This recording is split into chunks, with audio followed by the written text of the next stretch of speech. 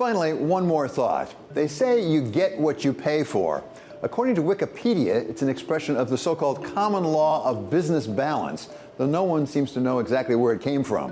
One follower of this supposed rule of business balance is Warren Buffett, at least after his partner Charlie Munger persuaded him it was better to pay a fair price for a great company than to pay a great price for just a fair company. And as Messrs. Buffett and Munger proved, paying up for great assets and talent most of the time is the way to go. Like for those who stepped up in 2023 and paid full price for big tech stocks when others were insisting they were overvalued. As we know, in the end, the Magnificent Seven proved to be worth every penny, at least in 2023. I think a lot of these names have a lot of growth in them over the long term. However, in the short term, profit taking happens. It's good to lock in some of those great returns that we saw in 2023. And one of the big tech companies that certainly got what it paid for was Microsoft, with its $13 billion investment in OpenAI, which, despite a bit of trouble along the way, is now valued at something like $100 billion. We continue to be committed to OpenAI, and we continue to be committed to Sam and Greg and the team, irrespective of where they are.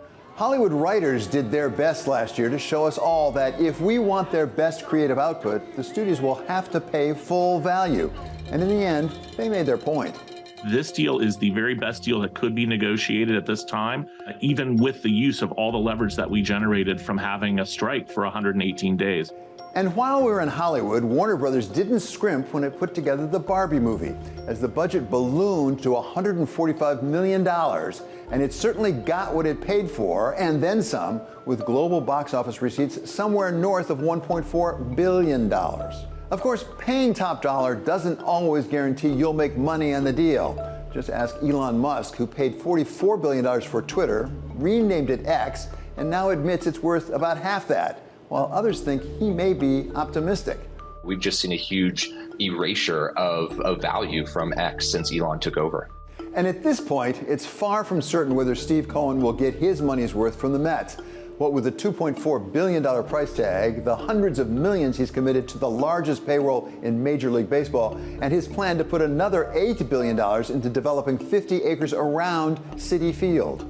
Now it's the Los Angeles Dodgers' turn to hope their new star pitcher, Shohei Ohtani, will be worth the record $700 million they've promised to pay him. Which takes us to the one place left, at least in sports, where you can have a multi-billion-dollar business and effectively not pay at all for those doing the real work: college football, where players give their all throughout the fall every Saturday, risking life and limb for exactly zero pay.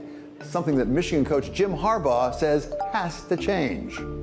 What I don't understand is how the NCAA, television networks, conferences, universities, and coaches can continue to pull in millions, and in some cases, billions of dollars in revenue off the efforts of college student athletes across the country without providing enough opportunity to share in the ever-increasing revenues. Now let's see whether Harbaugh's players win that national championship on Monday, even without pay. Go Blue.